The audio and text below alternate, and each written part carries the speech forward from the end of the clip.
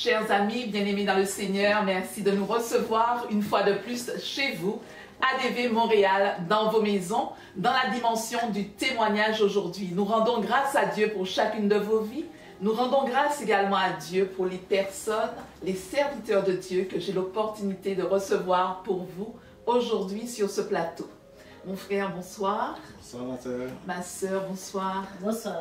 Comment allez-vous? Ça va très bien, vous? Ça va très bien par la grâce de Dieu, merci.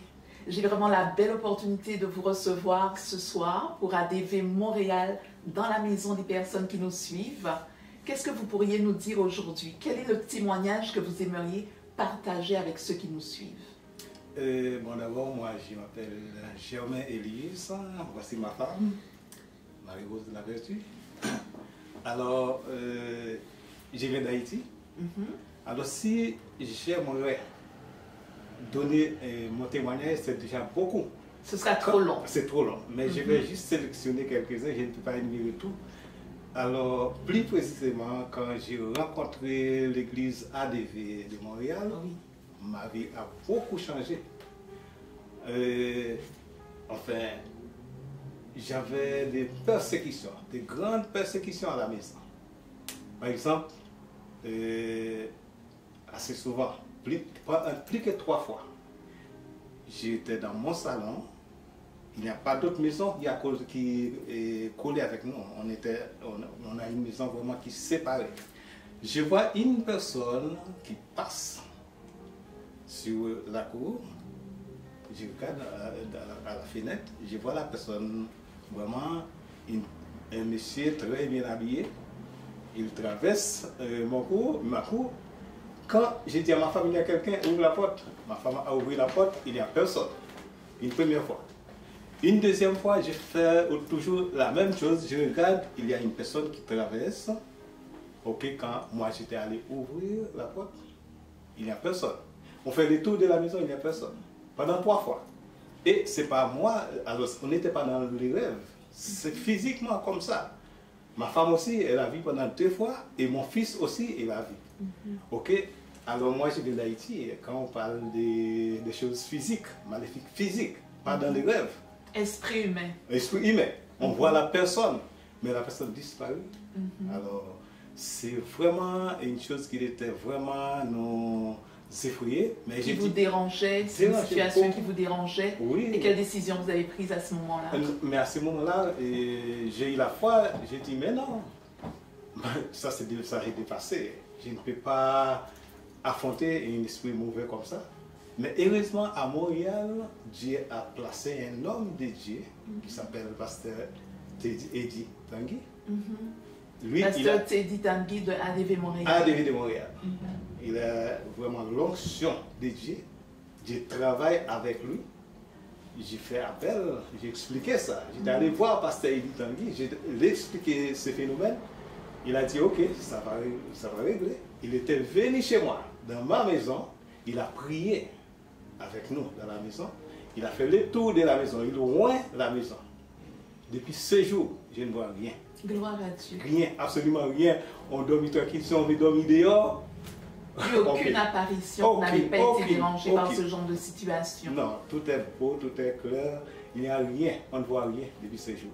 C'est vraiment un beau témoignage de famille, mais pour vos enfants également, il me semble qu'il y a eu des événements oui, c'est que Dieu a opérés. Oui, bon, pour mon fils, alors il était possédé, sévèrement possédé par un esprit méchant, mais on ne savait pas.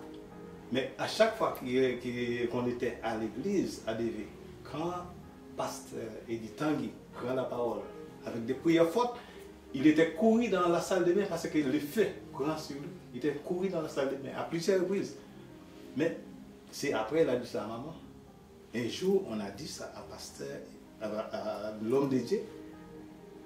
Quand il regarde, l'enfant était vraiment possédé. Mais comme il a possédé, c'était à l'école, il y a un professeur qui était venu, un professeur alors suppléant.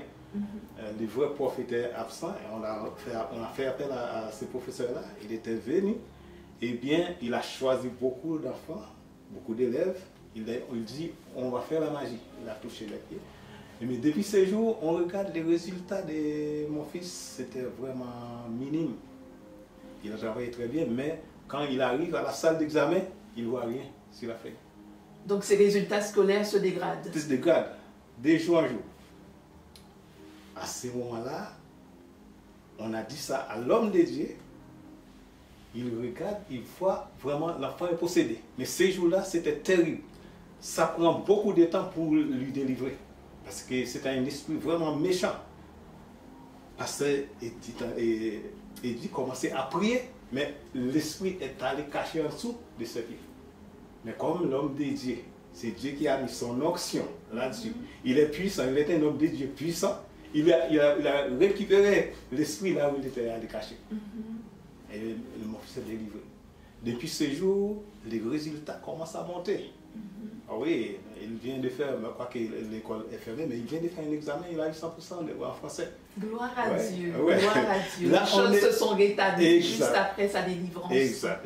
Mais vous savez, ma soeur, Dieu attend toujours une action de notre part. Même dans la Bible, dans les hommes de Dieu qui sont dans la Bible, même Abraham, depuis le commencement, Dieu a dit, laissez la maison de ton père, qui était un magicien, laissez ton pays, ta patrie. Il a écouté la voix de Dieu, il est parti. Ça, c'est une action. Il a fait une action. Mais Dieu a fait une réaction. Dieu l'a rendu prospère. Alors, Abraham devient le père de la nation. Quand on prend Noé, Noé a fait une action. Il a construit l'arche. Mais Dieu a fait une réaction. Dieu a sauvé à toute sa famille. Quand on prend Moïse devant la mer Rouge, il a fait une action. Il a soulevé la verge. La mer Rouge s'était séparée en deux. C'est pas Moïse qui l'a séparé, mais Moïse a fait une action. Dieu agit.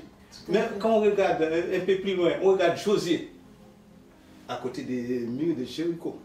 Josué fait une action, il a contourné les murs pendant 7 fois. Il y a un tremblement de terre qui détruit les murs. Mais ce n'est pas Josué. Mais à cause de l'action de Josué, Dieu, lui, il fait une réaction, il agit. Quand on regarde, et même dans le Nouveau Testament, on regarde Paul et Silas qui étaient dans la prison. Eh bien, il était prié à minuit. Il était en train de prier. Ça, c'est une action forte. Et à partir de ces exemples-là, vous aimeriez conseiller quelqu'un de laisser agir sa foi, c'est ça? 100%, parce que moi, j'ai fait une action. L'homme de Dieu, puis son serviteur, j'ai fait une action. Si j'ai resté chez moi, eh bien, ça s'aggrave de jour en jour, ça devait s'empirer. Mais j'ai fait une action, j'étais allé trouver l'homme de Dieu, mais j'étais délivré. Alors, je lance un appel à toutes les personnes qui vraiment ont un problème, soit physique, quels que soient les problèmes, ne restez pas des bras croisés. Il y a une solution. Dieu a mis un homme puissant, un homme de Dieu puissant à Montréal. Alors, il est là pour nous. Il peut nous délivrer à n'importe quel moment. Si vous regardez, Satan a mis une condamnation pour nous. Satan a mis une condamnation sur la terre. Mais quand Jésus était revenu, quand Jésus était allé à la croix, quand on regarde Colossiens chapitre 2, versets 14 et 15, il a détruit l'acte de l'indépendance, l'acte dont l'ordonnance nous condamnait et qui subsistait contre nous. Il l'a détruit en clouant à la croix. Il a dépouillé les dominations, les autorités. Il l'a livré en public en dépouillant d'elle à la croix. Alors, si vraiment on fait appel, si on fait confiance à Jésus, comme ça s'est dit dans Romains, chapitre 8, verset 1er et 2, il n'y a aucune condamnation pour ceux qui sont en Jésus. En effet, la loi de vérité, la loi de l'esprit et de vie, en Jésus-Christ m'a franchi de la loi du péché et de la mort. Alors, j'aime beaucoup les exemples que vous avez pris, mon frère, parce qu'effectivement, Dieu est partout, mais Dieu n'agit pas partout. Non. C'est la raison pour laquelle vous êtes en train d'encourager quelqu'un à poser un pas de foi pour faire comme vous, venir à DV Montréal et solliciter donc l'intervention de l'homme de Dieu. Je vais me tourner vers la servante de Dieu. Ma sœur, est-ce que vous auriez quelque chose à partager avec nous, un témoignage? Qu'est-ce que Dieu a fait dans votre vie? Oui, beaucoup de choses. Et surtout pour ma fille. C'était vraiment... Elle n'aime pas aller à l'église. Oui. Une journée, moi, c'était un samedi, et puis j'ai dit, on va aller à l'église. On m'a dit, non, je vais rester à la maison pour étudier, parce que j'ai beaucoup de devoirs à faire. Et puis j'ai dit, ok. Mais comme ma première fille et mon garçon, j'ai dit, on y va. Parce que le Dieu nous attend comme ça. Je suis passée. Et puis, en arrivant, et puis j'ai vu ma fille. Ma fille m'a demandé, est-ce que le pasteur Teddy Dagui a demandé pour moi?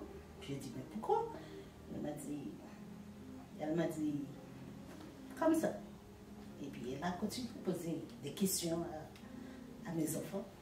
Et puis toutes mes enfants, ça dit. Et puis elle m'a dit, je suis restée à la maison, dans ma chambre. Et puis après, je n'ai pas étudié, je n'ai pas fait mon devoir, juste resté sur mon téléphone pour parler avec un ami. Et puis il y a quelqu'un qui m'a dit, qu'est-ce que tu fais? Il dit, j'ai regardé à droite, à gauche, je n'ai pas vu personne. Et puis elle a dit, c'est qui? Et puis après, elle a vu une lumière, la maison est illuminée. Et puis elle a tellement peur. Elle est rentrée sous le lit, elle est cachée. Donc un ange est intervenu pour justement lui dire qu'elle devait se rendre à l'église et ne pas rester oisive à la maison. Et puis c'est à là, on est parti pour aller à l'église. Et puis elle a habillé depuis 21h. Je dis, mais tu vas aller où? Il dit, à l'église. Moi non, je ne reste pas ici le samedi. À partir de cette visitation, sa vie a changé, son besoin d'aller à l'église se manifeste de plus en plus. Ce sont vraiment des messages et des témoignages d'encouragement. Nous vous encourageons, vous aussi qui nous regardez, vous aussi qui nous accueillez dans vos maisons, ne restez pas seuls. Ne restez pas seuls, ne restez pas seuls avec vos fardeaux, peu importe votre culture, peu importe votre origine, peu importe les croyances ancestrales ou territoriales, Dieu agit encore. Nous vous invitons à nous écrire, nous vous invitons à nous appeler à DV Montréal. Comme vous l'avez entendu, le pasteur Eddy Tanguy est disponible pour se déplacer même dans vos maisons. Le lieu de l'oppression sera transformé en un lieu de paix, un lieu de prière et surtout un lieu de joie comme cette famille vient de le témoigner ce soir. Bien-aimés dans le Seigneur, merci de nous avoir accueillis dans vos maisons et rappelez-vous, ADV Montréal reste mobilisé pour vous. À bientôt, que Dieu vous bénisse.